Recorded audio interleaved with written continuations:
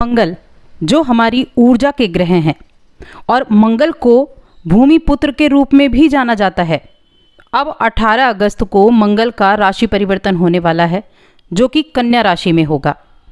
कन्या राशि में मंगल का ये राशि परिवर्तन लगभग 45 दिनों तक रहेगा। 18 अगस्त से 3 अक्टूबर तक मंगल यहाँ कन्या राशि में रहने वाले हैं। तो देखिए, मंगल का जो अर्थ होता है वो हम सभी को पता है। मंगल का अर्थ होता है शुभ, और इस मंगल को अलग अलग दक्षिण भारत में अलग अलग देवों के साथ जोड़कर देखा जाता है। जैसे महाराष्ट्र में मंगल को भगवान गणेश के साथ जोड़कर देखा जाता है और उत्तर भारत में हनुमान के साथ संबंध बताया जाता है। अब मंगल की हम बात कर रहे हैं तो ये आपकी कुंडली में बहुत सी चीज़ें ऐसी हैं जिनको अच्छे से मैनेज करते हैं या उनके कारक कहे जाते हैं। जैसे आपकी जीवन शक्ति हो गई, आपकी इच्छा शक्ति हो गई, आपकी एनर्जी हो गई, जो हमारी शारीरिक ऊर्जा है, जो हमारी सहन शक्ति है, हमारे अंदर जो समर्पण है, जो हमारे अंदर कुछ करने की प्रेरणा होती है, किसी भी काम को पूरा करने की ऊर्जा होती है, उन सभी के कारक ग्रह मंगल ग्रह माने जाते हैं। अब ऐसी स्थिति में मंगल का जब भी गोचर होगा तो वो काफ़ी अधिक प्रभावशाली होगा। यानी कि सभी ग्रह का होता है कि कोई भी ग्रह जब राशि बदलता है तो वो आपके जीवन के हर एक क्षेत्र पर प्रभाव डालता है। अब 45 दिनों के लिए मंगल का राशि परिवर्तन बुध की राशि कन्या राशि में होगा। कन्या राशि छठी राशि है और पृथ्वी तत्व की राशि है और ये एक स्त्री राशि कही जाती है। अब देखिए, यहाँ कुछ ऐसी चीज़ें होती हैं कि जब भी कोई ग्रह किसी भी राशि में प्रवेश करता है तो उसके कुछ प्रभाव होते हैं जो हमेशा एक से देखने को मिलते हैं। यहाँ जैसे ही मंगल क्या करेंगे, इस कन्या राशि में प्रवेश करेंगे तो इसके प्रभाव से जो मंगल के आक्रामक गुण होते हैं वो विचारशील दृष्टि में बदल जाते हैं। यानी ये आपके उत्साह को 2 गुना बना देता है। आप शब्दों का उचित तरीके से उपयोग करते हैं, आत्मविश्वास देता है, तरीका बताता है काम करने का, बात करने का, और लोग आपके काम की प्रशंसा भी करते हैं। कुछ इस तरह के जो बदलाव हैं वो आपको अपने जीवन में देखने को मिलते हैं। लेकिन यहाँ मैंने टाइटल आपने देखा, मैंने लिखा कि सावधान। कुंभ राशि के जातकों के लिए यहाँ एक विशेष घटना जरूर होने वाली है।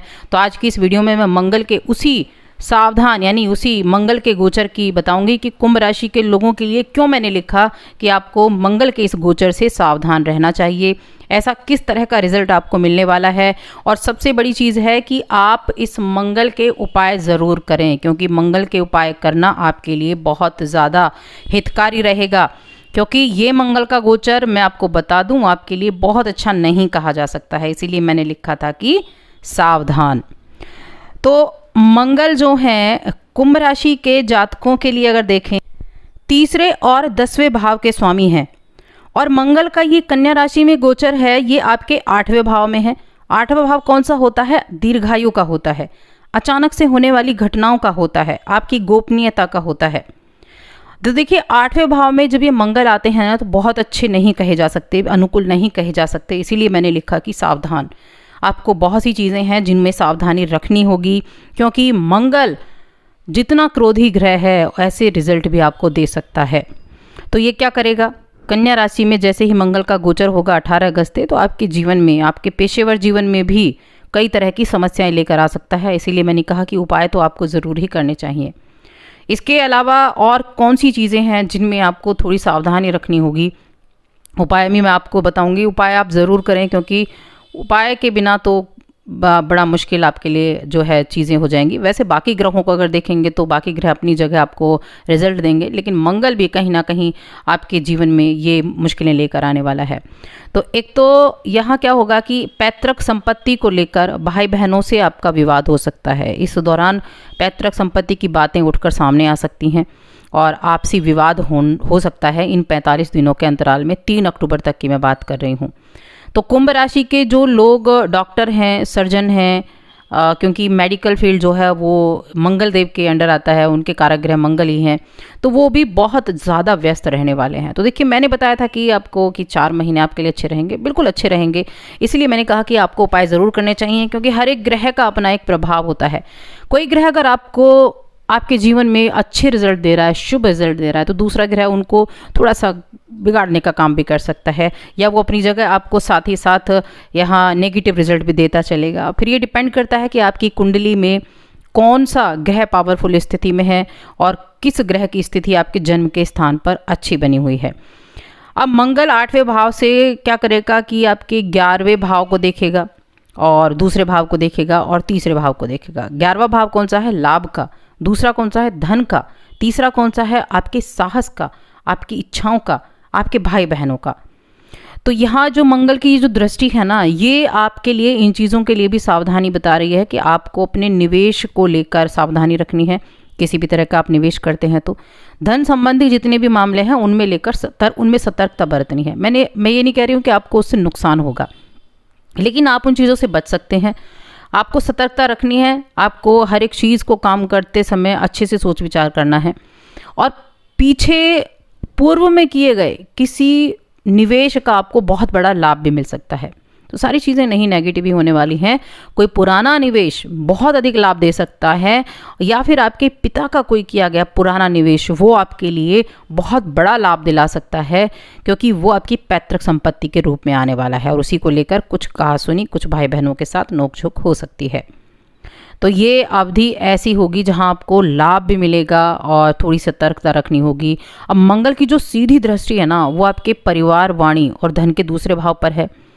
अब परिवार का है, वाणी का है, धन का भी है। तो धन तो आता हुआ दिख रहा है कि धन आपके पास आएगा, लेकिन परिवार के लोगों के साथ जब आप बातचीत करेंगे तो वहाँ आपको थोड़ी सावधानी रखनी होगी, क्योंकि क्या हो सकता है कि जो मंगल का ये प्रभाव है ना, ये आपको थोड़ा सा कड़वा बना सकता है, मुखर बना सकता है। यानी जो भी बात कहेंगे कड़वेपन में कहेंगे, जोर से कहेंगे, कुछ क्रोधी अवस्था में कहेंगे। तो इससे क्या होता है, सामने वाले को चोट पहुँचती है और चीज़ें जो हैं ना बिगड़ते हुए भी बिगड़ जाती हैं वाणी के ज़रिए। तो ये आपको थोड़ी सावधानी में रखने के लिए कह रही हूँ। अगर आप इन चीज़ों का आपका ध्यान रख लिया तब आपको वाकई में अच्छे रिजल्ट प्राप्त होंगे ही होंगे। तीसरे भाव पर मंगल की दृष्टि है, जो कि तीसरे भाव का संबंध सीधा होता है आपके भाई बहनों से। तो इसलिए कहा कि भाई बहनों के साथ तो ज़्यादातर आपको ध्यान रखना है, क्योंकि देखिए किसी भी पैतृक संपत्ति को लेकर कोई प्रॉब्लम हो तो भाई बहनों के साथ नोकझोंक तो होनी तय ही है। अब कुछ और चीज़ें अगर मैं आपको बताऊं तो अगर आप किसी तरह की आप शॉप है आपकी, तो आपके जो कस्टमर्स हैं उनके साथ भी आपको अच्छे से व्यवहार करना होगा। आप एक कूटनीति बनाकर काम करें, आपके अंडर जो भी काम कर रहे हैं उनके साथ बात करके काम करें। और अपने जो निजी जीवन है उसमें भी आपको बहुत सी इच्छाएं ऐसी हैं जिनको आपको नियंत्रित करके चलना होगा, वरना परेशानी में आ सकते हैं। क्योंकि यहाँ जो सितारे हैं वो दिखा रहे हैं कि एक्स्ट्रा मैरिटल अफेयर शुरू हो सकता है, इसलिए सलाह दी जाती है ऐसी चीज़ों से दूर जितना रहेंगे उतना ज़्यादा अच्छा रहेगा। और अगर आप ड्राइव करते हैं खुद से तो देखिए यातायात के सभी नियमों का पालन करें और गाड़ी उस हिसाब से चलाएं जिसमें आपके लिए सेफ रह सके। ऐसी चीज़ों का ध्यान रखें। अब मैं आपके लिए उपाय बताती हूँ, क्योंकि मैंने कहा उपाय आपको ज़रूर करने हैं। बहुत ज़्यादा बेनिफिट देंगे आपको मंगल के उपाय, बहुत ज़्यादा बेनिफिट। तो मैं आपको 2-3 उपाय बताने वाली हूँ। देखिए, एक तो मंगल का, जैसे कि मैंने बताया, मंगल को हनुमान जी से जोड़कर देखा जा सकता है और आपकी राशि के स्वामी शनिदेव से भी जोड़कर देखा जाता है। तो यहाँ आपको क्या करना है, एक आप नियम बना लीजिए, बहुत ज़्यादा टाइम नहीं लगता, मुश्किल से 5 मिनट लगते हैं। सुबह को हनुमान चालीसा का पाठ करें और मंगलवार और शनिवार को राम रक्षा स्तोत्र का पाठ करें। इन चीज़ों को ज़रूर करें, क्योंकि मंगल का भारी होना, अब आपकी कुंडली में मंगल कैसी स्थिति में है नहीं पता, लेकिन मंगल का भारी होना काफ़ी परेशान कर सकता है। और जो भी आपको दिव्यांग दिखे, किसी तरह से भी अपाहिज है किसी भी तरीके से, उसको आप कुछ मीठी चीज़ें दान करें। कुछ भी मीठी चीज़ें दान कर सकते हैं, चाहे आप बूंदी दान कर सकते हैं, लेकिन मीठी चीज़ होनी चाहिए। जलेबी हो गया, इमरती हो गई, ऐसी चीज़ें, इनका आप दान करें। और मंगलवार और शनिवार के दिन तो ज़रूर ही करें, बहुत ज़्यादा बेनिफिट आपको उससे देखने को मिलेंगे।